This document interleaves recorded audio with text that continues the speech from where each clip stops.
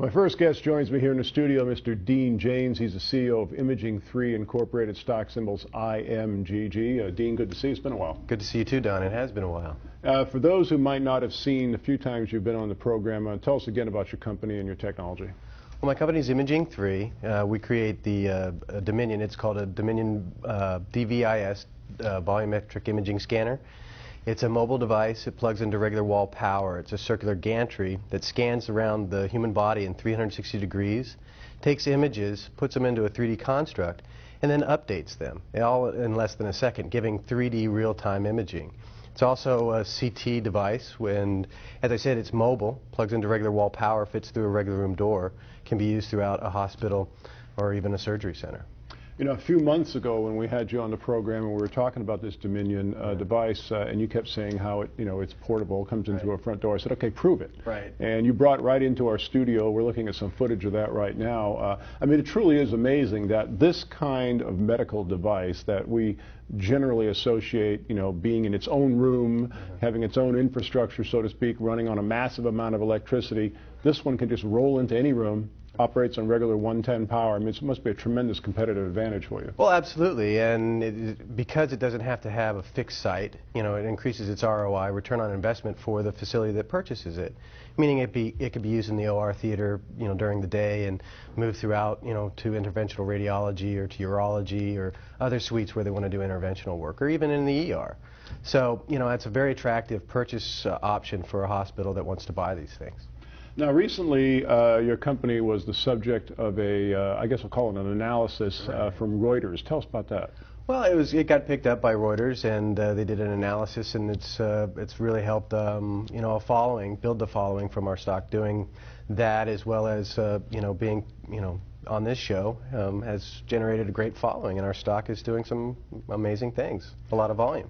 Well, it's amazing, and I'll use your definition of the word amazing. It's been nothing short of meteoric here in the last couple of weeks. I mean, we've seen the stock price rise dramatically, the trading volume rise dramatically.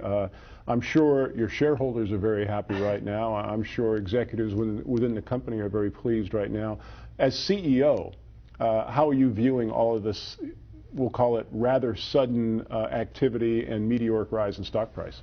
Well, inevitable. I mean, I think that this is a perfect storm that's been building for a long time. I mean, as a penny stock company, it's hard to get your audience interested into it. And I think that we've built that following, through the years of being a public company by being on shows like this and building following through groups that are investment groups. And I think it just finally have taken its course, and I think a lot of people get the the technology. A lot of people are excited about the technology, but also see the end of this FDA train coming soon, and are taking positions to to better themselves. And I'm happy for it. I want every shareholder to to enjoy profit in this company. This is a great technology and a great company. Now, I think we first initiated coverage on your company right around a year ago. Right. And when we first spoke to you, you were getting ready to go to the Radiological Society of America conference, I think last year. Is it always in Chicago? Yeah, it's always in Chicago. And you must be getting ready to go to that again next month, I would imagine, right? Within the next couple months. I think it's at the end of November, right after Thanksgiving. Okay. One thing I remember from your discussion about that show is that you kind of felt that you were the Cinderella's glass slipper. I mean, everybody was really coming to see you, and you were the darling of the show. Right. Attendance phase 2. I mean, what are you expecting when you get there this year? Well, we've got a great booth position. We're right in between Toshiba and General Electric, in a center aisle, and we've built such a great following.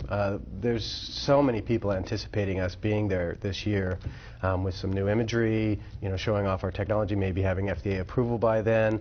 I think this is going to be a great year for us. It's always a good year because you're with a trade show that has an audience of 70,000 physicians from all over the world. These are purchasers, people that are, physicians do get involved in the purchasing process, but they also bring their purchasing people saying, I like this technology, take a look at this technology. And we've met throughout the years that we've been there, several key institutional hospitals, from all over the world that have been tracking our progress and been waiting for us to have FDA approval so they could take a look at our technology and be purchasers. I would have to think, with all of the debate that's going on in Washington right now about healthcare reform and everyone being so concerned about the dramatic rise in healthcare costs, that your machine, which is very competitively priced, you've told us before, and I'll ask you to elaborate that on that in a moment, and has much less demand for any kind of infrastructure, well, actually no demand for infrastructure changes for a healthcare facility to take in. You must be thinking that you're set up pretty good for what appears to be the next phase of healthcare administration. Well, absolutely. I mean, again, our device is perfectly engineered for increasing a hospital's return on investment. It's mobile, so it doesn't have to be used in a fixed room environment, meaning you have to bring patients to it. It uses regular wall power, so you don't have to have some exotic form of power to be supplied to that room. No cost for that as well. You also don't have to have some elaborate shielding like MRIs do. You had mentioned the cost. Yeah, we're less than 1/3 the cost of a new CT scanner. And our device is mobile, and it gives more in the sense of imaging, in the standard fluoroscopy sense, meaning that you're not seeing two-dimensional imaging in real time. You get to see the body as it exists in 3 dimensions in real time, giving depth and direction simultaneously, as well as performing CT scanning as well, which allows it to be used for different procedures throughout the facility. So increasing the ROI, increasing their speed, performing the procedures, it's geared perfectly for changes in the healthcare reform. And so just to kind of illustrate this point further, I'm going to talk a little bit about your portability issue. Okay, because of course we know it's portable. You rolled it right into the studio doors here a few months ago. Proved it, didn't I? But exactly. But I mean, in a hospital that would buy one of your Dominion machines, there's not going to be, or there's no necessity for a Dominion room or a Dominion wing. If they need it on the first floor at 9 o'clock in the morning and on the 3rd floor at 10:30 in the morning, that can happen, right? Well, absolutely, and that's its point, is to be portable. What I always try to remind people is that it's not really whether they're going to buy one of these devices, it's how many they're going to buy, because they probably want to use one in the hallway in the ER. They're going to want to have several of these systems in the OR to have backups for multiple rooms that are running simultaneously, having one in the interventional radiology department to run through the different labs that they have there. Some hospitals have, as many as 12 OR rooms, that they're running simultaneously. But yes, this device is portable. It's not highly priced. It's around $550,000.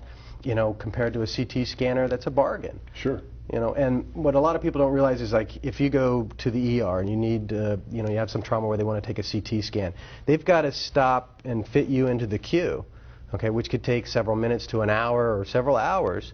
You could die in that time frame, where we could just wheel our device into the ER, take that scan, and save a life. Let's fast forward in your development, say 60, 90 days or so. I know that, as you are waiting for the FDA approval that you've mentioned, you've achieved a tremendous amount of pent-up demand for the device. Once that occurs and you're able to go forth and sell, in a biblical term, go forth and sell, how quickly can you react to the market? Very quickly. I mean, there are 2 reasons that we can do so. Is one, we require a 50% deposit prior to delivery, and usually our terms are 50 on delivery. So the deposit typically covers our costs, but we also have raised money to where we can move forward and take that trek into manufacturing, as well as we've met with overseas partners to help us help bring down the costs of manufacturing as well. So while we've been waiting for FDA approval, we haven't sat idle. We've set the process in motion to be able to build these devices as quickly as we can. Again, the company's Imaging 3 Incorporated, stock symbols IMGG. For more information, you can call us at 888-259-4449. Now, something we did not mention, but you have mentioned before in the past, in addition to this $550,000 purchase price, they also have to get into about a 10-year maintenance contract, correct? Well, the life of the equipment is 10 years. We're the only people that will be able to maintain it. They can't call the Maytag guy. Well, they could try. Wouldn't do very good for them. But yes, maintenance contracts are another upsell. Other things that are potentials is that there's other software platforms that we can add to this device later on, to help for neurovascular surgery, for vascular surgery, and some others that custom tailor it for those products or for those types of procedures. Must be a pretty exciting time for you guys right now. It's real exciting. I mean, it's a lot of work, but you know, it's nice to be recognized in the marketplace, and you know, I think it's going to pay off for everybody.